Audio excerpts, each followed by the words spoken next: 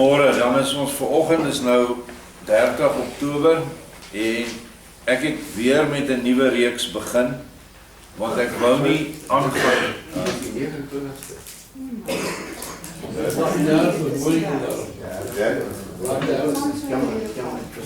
Ons is die 30ste Oktober en is lesing 1 en die opskrif is die dogter van Sion, restaureerders van die skrifte. Nou, die GAM lesings was kort, dit was 'n reeks van 2 lesings. Daar is heel wat nog te sê van GAM. Ons kan gaan draai daar waar Noag dronk was en dinge gebeur het. Maar al daardie dinge, maak nie saak hoe lank ons oor dit gaan praat nie, daar is sekere mense in ons groep wat vashang aan sekere begrippe en hulle sal nie verander nie. So ek het die waarheid sover dit volgens my vermoë beskikbaar was uit die boek van herinnering en uit die nuwe openbaring het ek daar neergesit. En daar is redelik genoeg bewyse wat ons dan met geestelike ooreenkomste kan aflei wat het daar aangegaan. Hierdie inligting is nie belangrik vir jou redding nie, maar dit is belangrik dat ons fundament reg is en dat waarheid ons fundament vorm.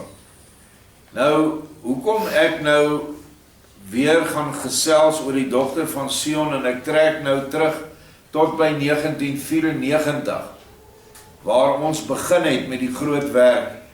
Eintlik het ons in 98 eers met die groot werk begin, maar ek moes 'n bietjie geskiedenis voor die tyd sit.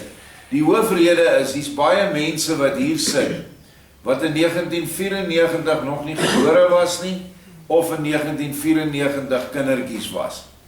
En daar's baie mense wat in die gemeente is, wat geestelik nog suigelinge en jongelinge is. En daarom vra ek, verdra my die mense wat nou al redelik lank by ons is, wanneer ek weer na die geskiedenis toe gaan, want die doel is om 'n fundament in ons mense se harte te vestig. Nou word ons aangeval en gesê ons Gilgal klipwiel waaraan ons elke dag werk is nie op standaard nie. Daar moet geskoffel word in die wiel. En die mense wat nie vas staan in dogter van Sion en die pad saam geloop het nie, gaan begin twyfel. En ek kan nie, as op die huidige oomblik die voorganger, kan ek nie toelaat dat daar twyfel in mense se harte kom nie. En daarom sê ek, al wat ons kan doen is die waarheid. Kom ons gaan kyk na die geskiedenis van die dogter van Sion. En ons kyk wat het alles die Gilgal wiel vooraf gegaan. En of dit alles menslike dinge was en of dit goddelik geïnspireerde dinge was wat ons gedoen het. Daar is genoeg bewyse in die geskiedenis om hierdie saak uit te klaar. En wat die Gilgal wiel aan betref, word nie geskoffel nie. Ek het opdrag ontvang om die Gilgal wiel op te rig in die jaar 2017. En ek het nie 'n opdrag gekry om mense af te skoffel nie, want dit is wat nou beweer word. Jy moet mense afskoffel wat daar is en name is genoem. Name van mense wat al meer as 3 jaar nie meer by ons is nie. So die skoffelaar weet nie eers wat aangaan hier nie. As ek en jy 'n skoffelpik moet hê, dan is dit 'n skoffelpik wat net in jou eie hart gebruik gaan word. Dis 'n geestelike skoffelpik wat jou onkruid moet uithaal. Jy moet regkom. Jy kan nie jou skoffelpik vat en 'n ander ou se hart gaan rondkrap daar nie. Dis nie jou werk nie. Dit is nie jou opdrag. So almal van ons is verantwoordelik vir ons eie tuine.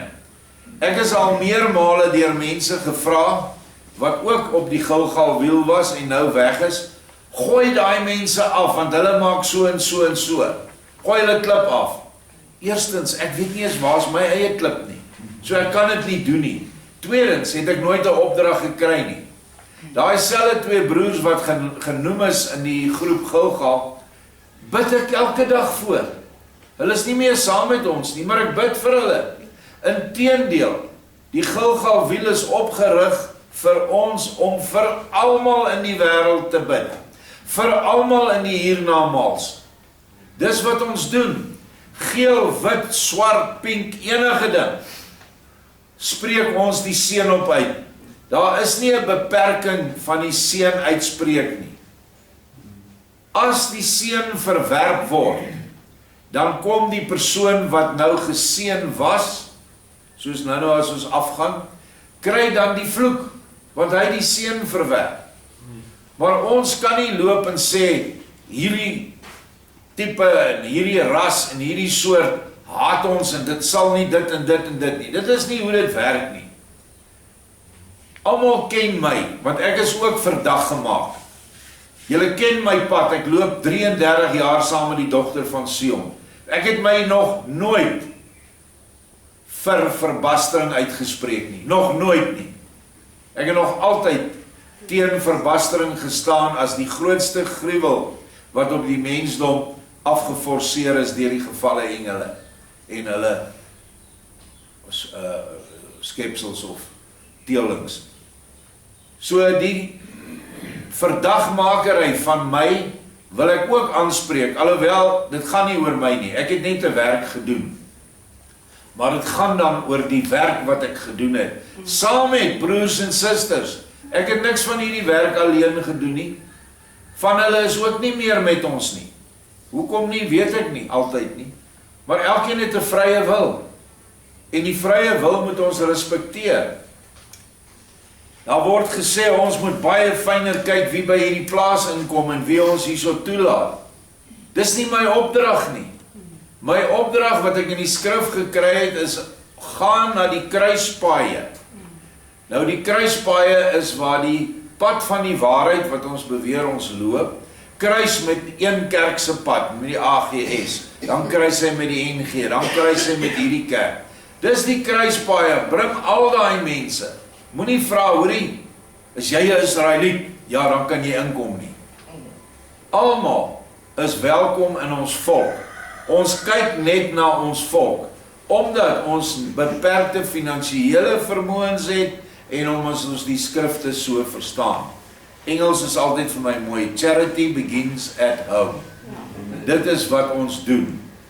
Maar in die gees spreek ons die hele heelal aan. Almal in die hiernamaals wat smag in duisternis, maak nie saak wie hy is nie. Daar word ingetree vir hulle. En daar word ingetree vir almal op hierdie aarde. Selfs vir die bose leiers met hulle demoniese magte, tree ons in en vra vir Vader, wanneer ons daar bid, laat die lig hulle duisternis ontbloot. Ons vra net vir lig. En as die duisternis ontbloot word, soos wat nou baie algemeen op die aarde gebeur, kan ek nie anders te sien dat ons 'n deel daaraan het nie. Die mense se oë gaan oop. As ons kyk waar hulle oë nou, wat hulle nou kan sien en wat 10 jaar terug gesien kon word, dan het daar 'n groot verbetering ingetree. En dit is die primêre werk van die Gilgalwiel. Dit is 'n portaal wat Vader geopen het na die geestelike hemelse dimensie, en waar ons daar staan in die oggende, en elke mens by sy huis, wanneer hy sy godsdienst doen, dan het hy die hele hemelse mag, leerskare by hom. Dis wat Vader beloof het.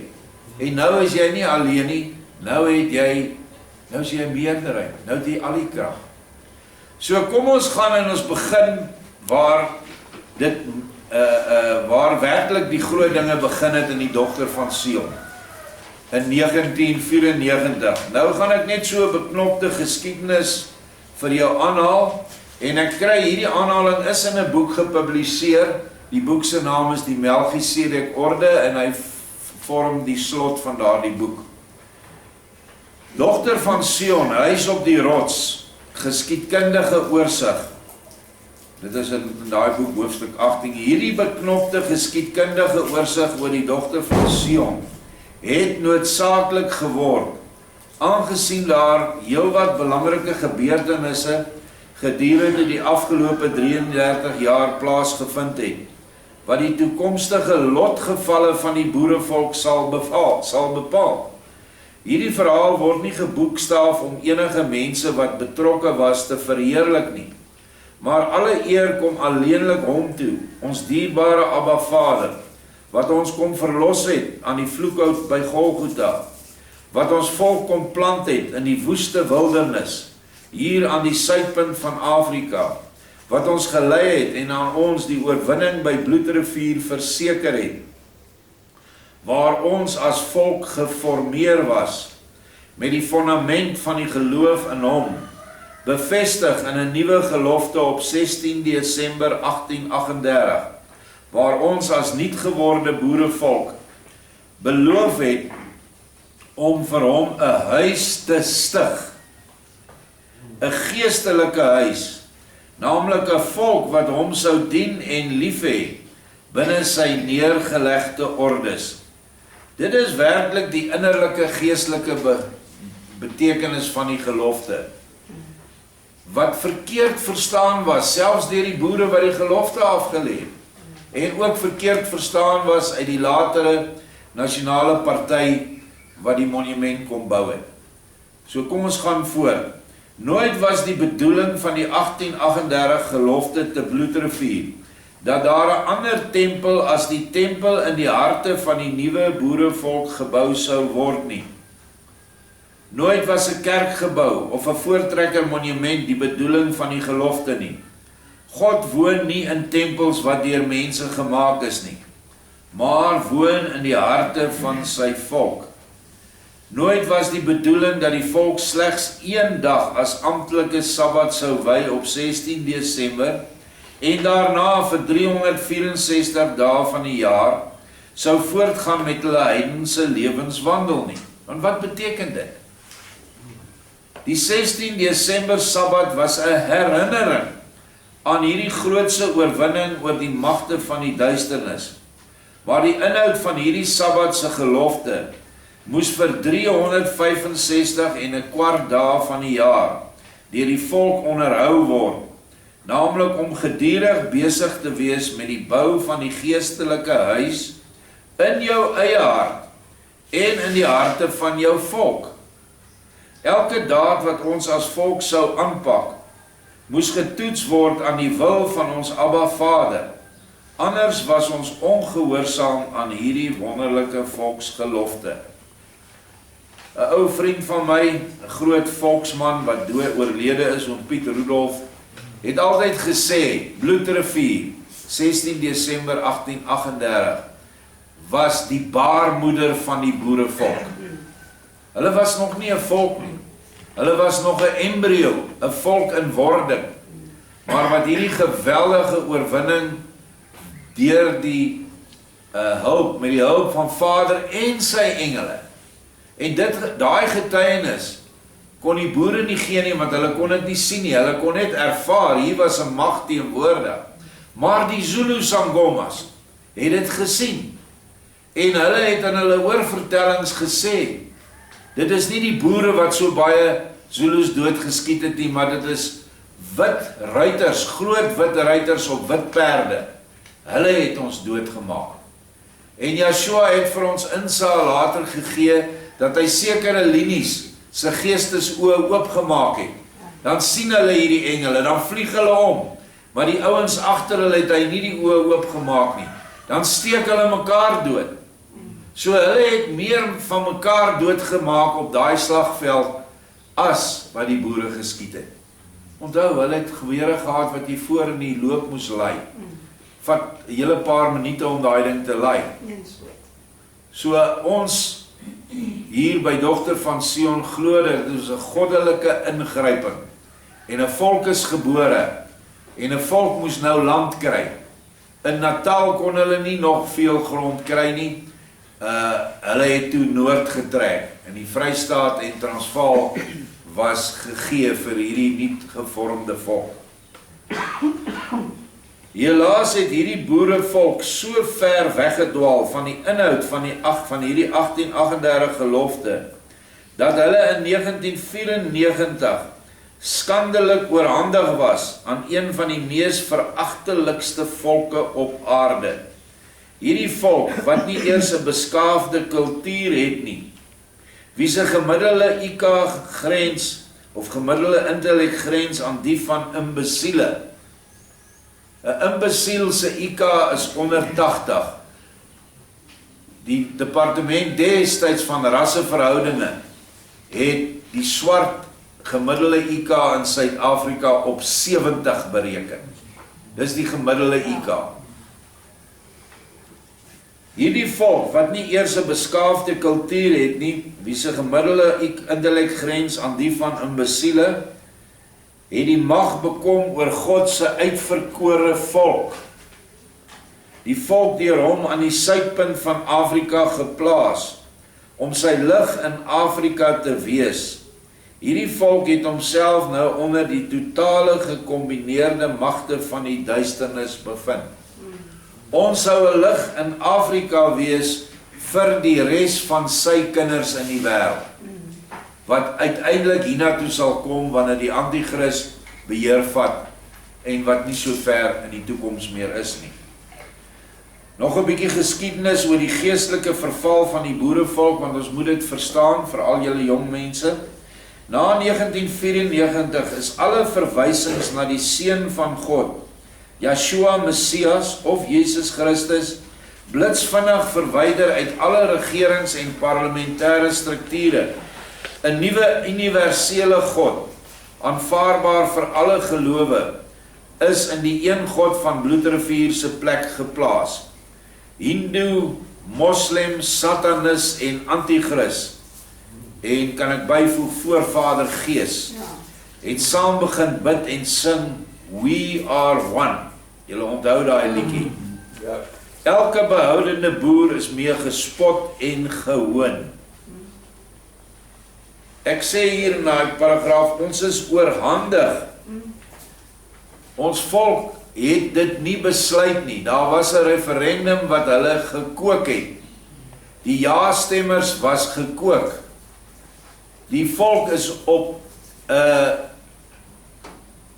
'n tafel uitgesorteer. Wat gaan hulle kry? En daar is bepaal dat ons niks sal kry nie, en die klomp slaprug leiers van hierdie volk het nooit opgestaan teen die kommunistiese ANC nie. En daarom het ons van die tafel af weggeloop met niks. En nou sien ons dat ons niks het nie. Ons blankes is in plakkerskampe en in sorgsentrums nou. Ons het nie meer eie skole nie, ons het nie eie hospitale nie, ons het nie eens ordentlike medies nie. Alles gevolge van hierdie onderhandelingsproses. Volgende paragraaf, ons dierbare verlosser is bespot en gehoon. Thabo Mbeki, die nuwe president, hy was president in daai tyd toe ek dit geskryf het, is op rekord waar hy gesê het, bring hierdie Jesus Jood na my toe, ek sal hom in my tuin laat werk. Hierdie goed was in die koerante berig. Jacob Zuma het spottend verklaar dat die ANC sal geregeer totdat Jesus kom.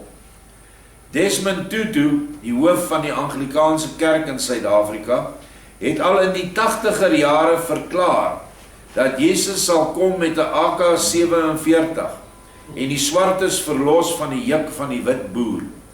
Dit is berig in die Cape Times, 'n liberale koerant in daai tyd. Dink is hier in die 80er jare. Frank Chikane, synode-voorsitter van die AGS kerk, ek weet nie of hy nog is nie, wie se voete gewas is deur 'n lafhartige voormalige blanke minister, is op rekord dat hy gesê het dat daar te min blankes in Suid-Afrika is om te vermoor. Hy soek meer. Hierdie goed is berig, dit is algemene kennis. Maar hoeveel mense, wit mense, blankes, boere nog selfs, sit vas in die AGS kerk, waar hulle voorsitter dit sê van die blanke? Hoe dwaas kan 'n mens wees? Maar dit is ons volk. Ons het totale geestelike dwaase geword. In hierdie patetiese toestand van die volk se lewe, het ons dierbare Vader na 94, jaar na jaar, vir 3 jaar gekom om vrugte aan hierdie vyeboom van hom te soek. Indien jy dit nie weet nie, Juda is die vyeboom En dit is die vyeboom wat aan die suidpunt van Afrika geplant is. Die suiwer koningssaad van die huis van Dawid. Helaas was daar maar min goeie vye oor aan hierdie boom, wat nog die ware 1838 gelofte gehou het in gees en waarheid. Alreeds was alle kultuurorganisasies van die boerevolk onder die beheer van wit verraaiers en manteldraaiers. Bloedrivier is gekaap deur die Broederbond, nou noem hulle dit self die Afrikanerbond. En stadig maar seker was die apart gestelde gelofte dag verander na 'n algemene versoeningsdag. 'n Zulu monument is reg oor die Bloedrivier terrein gebou. 'n Brug oor die Nkomo rivier is beplan en later gebou tussen die laar van Bloedrivier en hierdie voorvadergees tempel. Hierdie brug het 'n baie interessante geskiedenis wat ek net kortliks nou wil noem. Ons sal seker vorentoe in detail behandel. Toe ons na 98 op Bloedrivier terrein kom, ek dink die jaar 2000, toe staan al die pilare al in die rivier. En ons kry 'n spontane gevoel in die gemeente daar, ons was so 80. En ons kniel daar op die wal van daai Nkomo rivier en ons bid en ons vra Vader, moenie laat hierdie brug gebou word nie. Toe ons terugkom die volgende jaar, toe is die kontrakteur van terrein af, en ons vra hom toe sê, nee, hulle het net besluit, hulle wil nie die brug nou verder bou nie. En so is daai brug se bou gestuit deur ons gebede. Maar omdat ons afgejaag is van daai terrein, ons is formeel verbied, ek myself met 'n hofbevel, ek kan nou nog nie Bloedrivier toe ry en my kleinkinders wys waar die volk gebore is nie. Ek kan nie. Hulle sal my toesluit. Nou, hierdie dinge het alles gebeur, maar in 2014, omtrent 13 jaar later, is daai brug gebou. Want dis wat die kerk wou gehad het. Onthou die Bloedrivier terrein behoort aan die kerk, aan die NG Kerk. En hulle gee die susterskerke om die beurt elke jaar kans om die diens daar te hou. En daar is nie baie liefde vir ons gewees vanaf hulle kant nie. Ons is nie van die Bloedrivier terrein verjaag deur die swartes nie. Ons is verjaag deur die kerk en die kultuurorganisasies van die Afrikaner volk. Hulle het almal die hofbevel geteken, 6 van hulle groeperings, sodat ons verwyder moes word.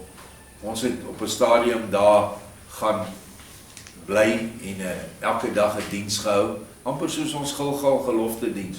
Vroeg, voordat al die toeriste kom, was ons al uit. Laat, na die toeriste weg is, het ons afgegaan vir ons aanddiens.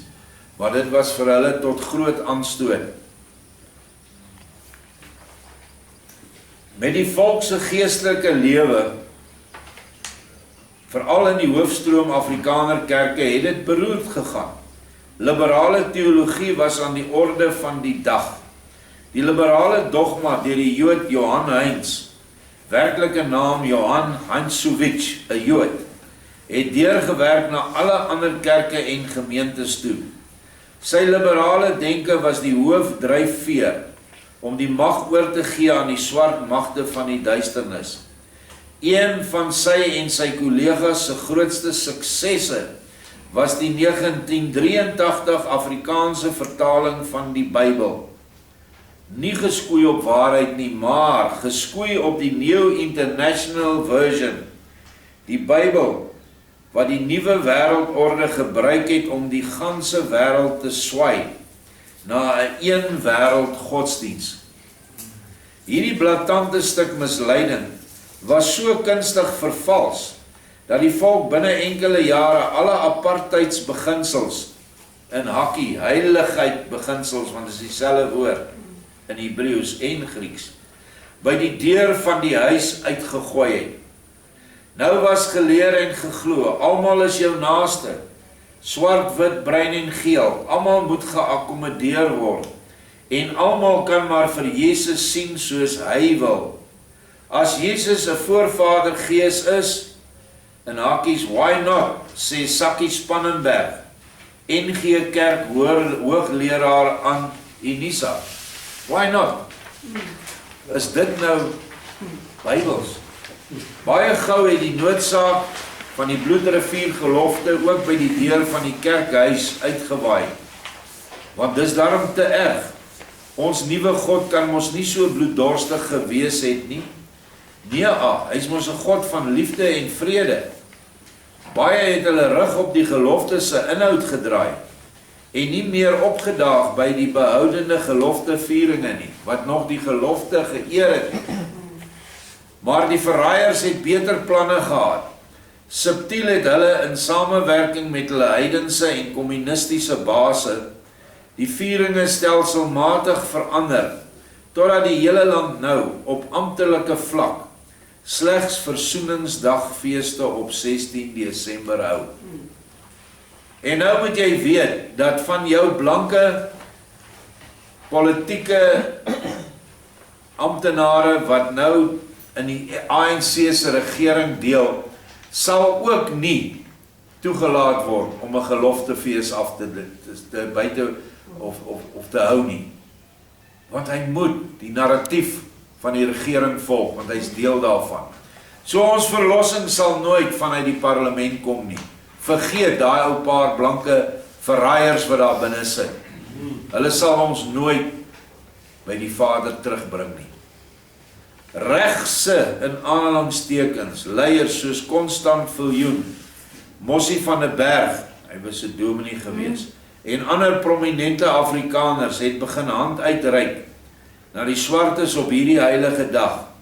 Kransies is deur hierdie verraaiers gelê by die Voorvadergees monument te Bloedrivier. Ek was teenwoordig toe Constant Viljoen die kransies daar gelê het. Die Bloedrivier Stichting, onder leiding van die broederbonder generaal Roy Gert Opperman, het op die voorgrond getree as die voorste afbreker van die apartgesteldheid of heiligheid van Bloedrivier. Dit moes nou gekommersialiseer word, en ons het juis ons dienste daar gewy en vir Vader gevra dat die heiligheid nooit geskend sal word van hierdie heilige plek nie. Maar daar het ons nog so gewik en weeg tussen die fisiese plek en die geestelike plek in ons harte. Toe hulle ons daar verdryf het met 'n hofbevel, en dit was ook in al die koerante was dit berig oor, het ons hiernatoe gekom, en hier het ons die gelofte voortgesit in ons harte, naamlik om 'n geestelike huis te bou. En ons sal nou sien hoe die bouwerk begin het in die volgende hoofstuk. 'n Poging word gemaak om die geestelike verval te stuip. Soos hierbo genoem was daar vir 3 jaar ondersoek ingestel deur ons hemelse Vader, of daar nie vye aan die boom van die boerevolk is nie. In 97 sou hy hierdie boom uitgespit het, 95, 96, 97. Indien die tuinier nie toestemming gevra het om die boom nog 1 jaar te bemes en te benat nie. Hierdie verhaal is vervat in Lukas 13 vers 6 tot 9. So ek plaas hierdie skrif hier sodat jy kan sien ons het nie sommer net lukraak een oggend opgestaan en gesê nou gaan ons die boek van herinnering skryf nie. Die opskrif is die gelykenis van die onvrugbare vye boom. Dit is in Lukas 13, ja. Vers 6. En hy, Yeshua, het hierdie gelykenis uitgespreek. 'n Man, in hakies Abba Vader, het 'n vye boom, in hakies Juda gehad, wat in sy wingerd Israel geplant was. En hy het gekom en vrugte, geestelike goedere aan haar gesoek, en niks gekry nie. Toe sê hy vir die tuinier, kyk, 3 jaar, en nou sit ons in hakies vanaf 1994 tot 97, kom ek om vrugte aan hierdie vye boom te soek, en ek kry niks nie. Kap haar uit, in hakies wis die onvrugbare volk uit. Waarvoor maak sy die aarde nog onvrugbaar? Maar sy, dis die tuinier, Joshua se gees van waarheid en liefde, antwoord en sê vir hom, Meester, laat haar nog hierdie jaar staan, totdat ek om haar gespit en misgegooi het. En dit is die goddelike gees wat Joshua uitgestort het, wat sê, kom ons gee hierdie volk nog 'n jaar kans. Hierdie goed het na ons toe gekom in die gees. Ons het net geweet, dit is nou van toepassing op die volk. Baie mense sê, maar hoe kan julle dit op julle betrek? Wel, in die gees ervaar jy dinge soos wat Joshua sê, die wind waai soos hy wil, en jy weet nie waar dit vandaan kom nie. En hier ook die geval. In 1998, dis die 4de jaar, het 'n wonderwerk gebeur, en daar is spontaan deur 'n klein deel van die volk, in hakies die dogter van Sion gemeente, besluit dat hulle die vervalste Bybel, hierdie 1983 gruwelvertaling, sou weerstaan met 'n nuwe geskrif, die boek van herinnering, geskoei op die volgende beginsels. Joshua is die vleesgeworde godheid woord, en sy woorde is die hoogste gesag. Dan het ek 'n aanhaling daar, Johannes 1 vers 1 tot 14 en Johannes 12:48. Die Hebreëse teks vir die Ou Testament, die Biblica Hebraica, en die Griekse teks vir die Nuwe Testament, wat ons nou vir ons bekend staan as die Textus Receptus, sal aanvaar word as gesaghebbend. Selfde tekste wat gebruik was in die formering van die 1933-53 ou vertaling. 'n Direkte transliterasie van hierdie teks na Afrikaans sal gedoen word, waar veral gekonsentreer sou word op die oorspronklike name van God, die Vader en die Seun. Transliterasie is anders as vertaling. Vertaling kan partykeer vry raak, dat jy 'n sekere sin wat in Hebreëus so gestel word, nou in jou taal anders te sal skryf, wat nog so min of meer nog dieselfde betekenis sal gee. Maar ons het hom woord vir woord, partykeer letter vir letter vertaal. Daar is nie besluit, hierdie sin moet nou so lees nie. Ons het woorde vervang. Deur die betekenis in woordeboeke op daai stadium was die rekenaarkundigheid al so gevorder, dat ons dit kon doen. En 4 manne kon baie werk in 1 dag aflê. Baie meer as wat ons voorouers in 1933 kon doen. Boeke wat deur kerkvaders as nie kanoniek en apokryf verklaar is, sal met die norm in punt 1 in gedagte ingesluit word. Ook sou hierdie selfde norm gebruik word om boeke wat in die Heilige Bybel was, te toets of hulle wel daaraan voldoen. Daar is dadelik met die werk begin, rekenaars en drukkerstoerusting is aangekoop, sagte ware is bekom, Hebreëse en Griekse taalklasse is begin. 4 persone was deurlopend met die taak besig, totdat dit in 2001 finaal voltooi was, met die verskyning van die boek van herinnering, 4de druk. Ons harde werk is redelik gou beloon, en op 16 Desember, dis toe ons nou begin het in 1998, 16 Desember 1998, kon ons na die Bloedrivier terrein gaan, met die eerste 5 boeke van die wet wat gerestaureer was, en die res van die vertaling op CD. Hierdie poging was beloon, deurdat ons Abba Vader se teenwoordigheid op Bloedrivier duidelik ervaar het. Ek gaan nie baie oor die teenwoordigheid vorme praat nie, dan sal ek nog 'n hele periode net daaroor praat, oor hoe hy wesentlik teenwoordig was toe ons hierdie boek aangebied het. Elke jaar, ons het 4 jaar, as ek nog reg onthou, na Bloedrivier toe gegaan, voor ons daar af is.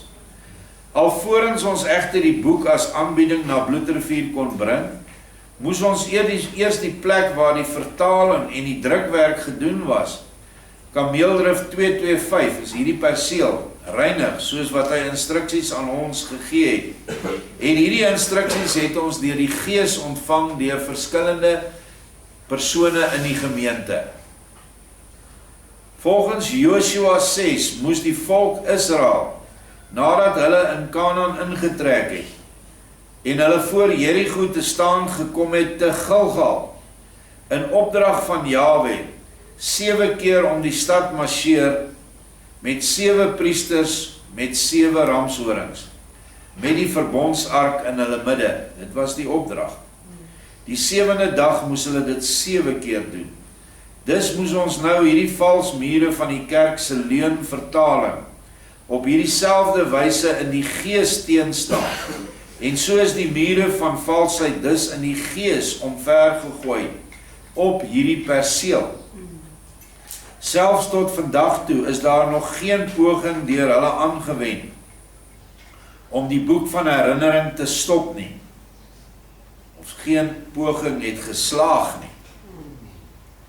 En so is die taak toe voltooi, net soos wat daar in Maleagi 3 vers 16 voorspel is. Toe het die wat Jahwe vrees, dis nou in die gerestoreerde weergawe in die boek van herinnering, met mekaar gespreek, en Jahwe het dit opgemerk en gehoor, en daar is 'n boek van herinnering voor sy aangesig geskrywe, vir die wat Jahwe vrees, en sy naam eer. Dit is die inhoud van die opdrag wat ons ontvang het. En hierdie vers het ons, wat vertaal het dit op verskillende wyses in die gees, is ons na hierdie vers toe gelei. En daarom het ons geweet, nou moet ons begin, en ons moet toerusting kry, en op daai stadium het ons die vermoë gehad om weg te trek daarmee, en was daar geld om hierdie mense te onttrek uit hulle werke waar hulle was, en dat ons kon oorleef. En so is die boek dan begin. In die eerste jaar kon ons net die wet klaarmaak, en ons moes hierdie plek reinig, en ons het elke oggend vroeg by mekaar gekom. Hier waar ons nou staan was nie 'n gebou nie, ons het hier spesifiek in hierdie plek, dit is nou interessant dat dit hierdie plek is, het ons hier begin, ons het ons opgestel, ons het die 7 manne van die oudstes, het saamgeloop en hulle het ramshorings geblaas, 2 manne het so 'n klein kassie gedra, wat die ouens in die tronk vir ons gemaak het, daarin het ons die CD gesit, en die boek wat nou klaar was, die wet, en dan het ons om hierdie plaas gestap, ons het so omgestap, daar deur C-Max, af onder, verby die skaapkraal, dan af onder tot, daar by Philadelphia Ark, se deel agter die ramkamp, en dan het ons so om teruggekom, met die paadjie. En ek moet vir julle sê, die 7de dag, toe ons 7 keer omgeloop het, en ramshorings geblaas het, was ons almal baie, baie moeg. Maar dit was noodsaaklik, sonder dat ons geweet het, dat Vader eendag weer die Gilgal wiel hier sal oprig, wat 'n profetiese daad was, wat ons gedoen het, na aanleiding van Joshua, wat hy gedoen het, toe hy oor die rivier getrek het, en 12 klippe in 'n sirkel gepak het.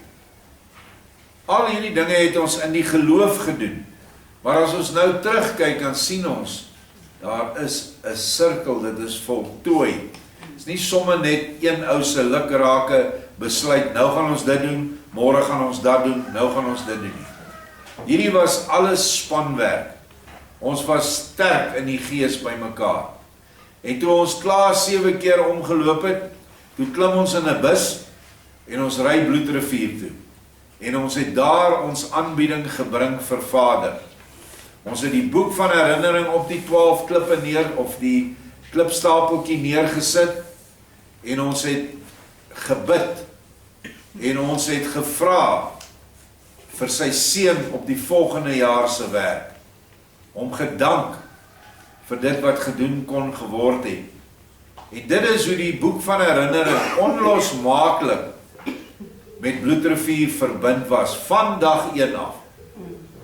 Ook het ons daar 'n gelofte afgelê, 'n nuwe gelofte, wat behels het die totstandkoming van 'n suiwer woord vir die volk. Ons sal nog daardie gelofte kortliks behandel.